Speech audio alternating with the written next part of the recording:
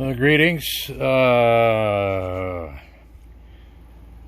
4412 studio monitors that are actually going to be for sale, but as I was cleaning the L pads on these, and what did I do? Well, I serviced the tweeter with a new foam pad, and I did a resuspension of the 128H-1 woofers that are sitting over there. So, discussion comes up every now and then on L pads, and many of the vintage monitors, L100s, what have you, they have 15-watt L pads in them. Well, this is all factory original. So when it comes to replacing L pads, I've seen a lot of guys say, well, these 50-watt L pads don't fit. Well, yes, they do.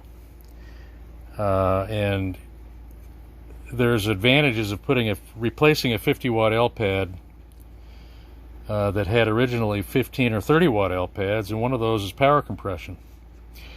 Because this L pad will take more power, it will power compress less than a 15-watt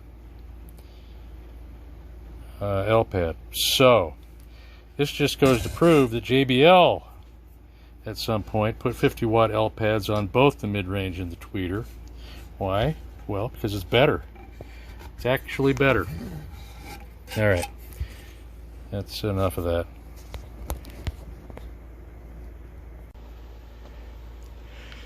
Greetings. I'm doing some repair work on these pretty mint pair of 4412 JBL 4412L&R. There's a left model and a right model, and what did I do to them? The 035 Ti tweeter,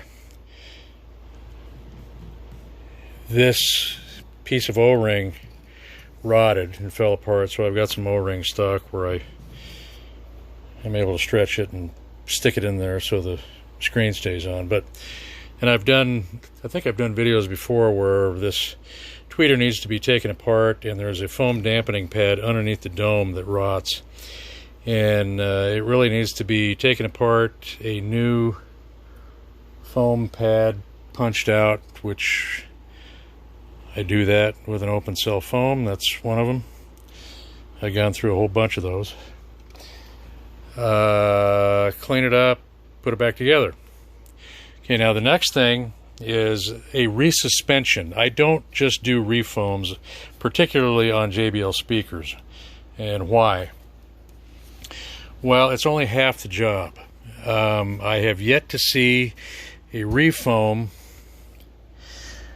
with a speaker that is in the moving assembly is still in place to be able to prep the back of the cone, because all of the old foam needs to be removed so they can be prepped so the new foam surround can be put on. And then I also replace the spider because you got to cut out the whole moving assembly, and you know what, you might as well put two new suspensions on it while you're at it. So you'd be hard pressed to tell that this was a refoam because it's pretty clean, and the adhesive on here is a black cyanoacrylate, which is the same style that JBL used at the factory. So this really doesn't look like a refoamed 12, not particularly like the refoams that I'm accustomed to seeing in the shop. So this turned out pretty well. So I'm going to put this on pause for a second. Alright, 4412 woofers reinstalled, 128H-1. These are extremely clean. The only nick that I can see was here.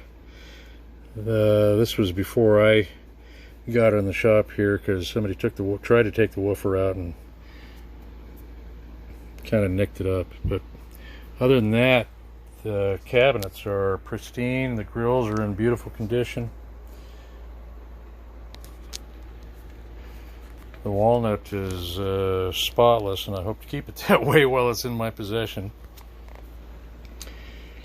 So let's put a sweep tone through it. Alright, there's a sweep tone. Those 7 volts.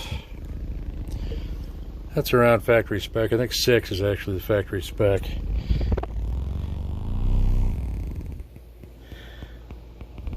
Their refoam is very clean.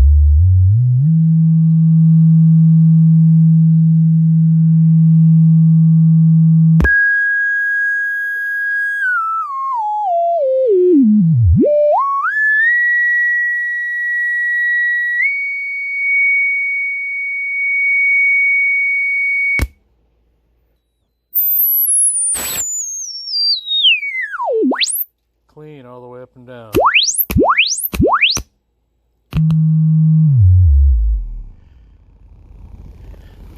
Now there's a pair of these, they're in the same condition. A customer wants to sell them. In this condition, I think $2,500 for the pair, shipped anywhere in the US. Is fair. Shipping to the East Coast is a couple of $100. But these are like brand new. All right. And here's the mate to the other 4412. I believe this would be considered 4412 left. As typically the tweeter and mid-range are outboard of the woofer. This same treatment. This got the foam surround. Sorry, not surround. The foam damping pad replaced. A new O-ring. Here's what the old O-ring looks like, because they have a tendency to rot and fall apart. You just kind of pull it apart like that. So I've got some O-ring stock to replace it with, and then this is the other 128H-1 with the resuspension, the new spider, new surround, prepped properly on the back of the cone, so the surround is glued down all the way around. Like I said before, I've never seen a complete refoam where the surround isn't coming unglued from the back of the cone because it's not prepped right. And here's the dome. It's got the black cyanoacrylate, so it looks like it came out of the factory like that. I'll pause it. Alright, there's a sweep test on this other one.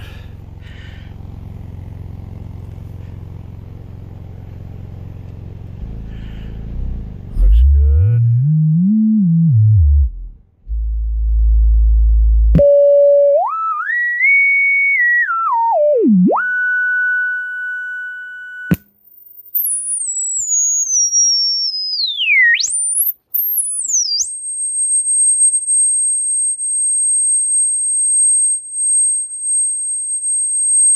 All pads are nice and clean.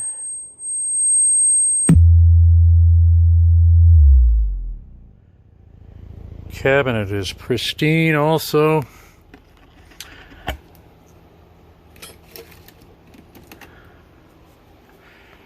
I guess maybe what I ought to do is pause this and show a grill of this pair.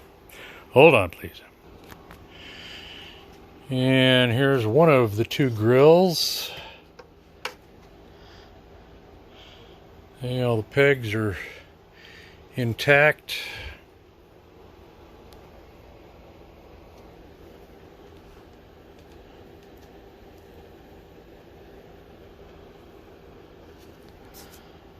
That's how it looks on the speaker. All original. Really nice example of 4412's mirror image pair. So these are going to be up on YouTube, and if you're watching it, it will be on YouTube most likely.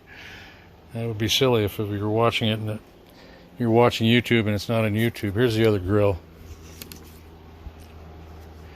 Really nice shape. 2,500 shipped anywhere in the continental United States. It's about somewhere between $200 and $300 to do that insured, fully insured for that value. So, thanks for watching. Turned out really nice, just like brand new. About as mint as you can get. These were made in the 90s, mid-90s, I believe. Beautiful.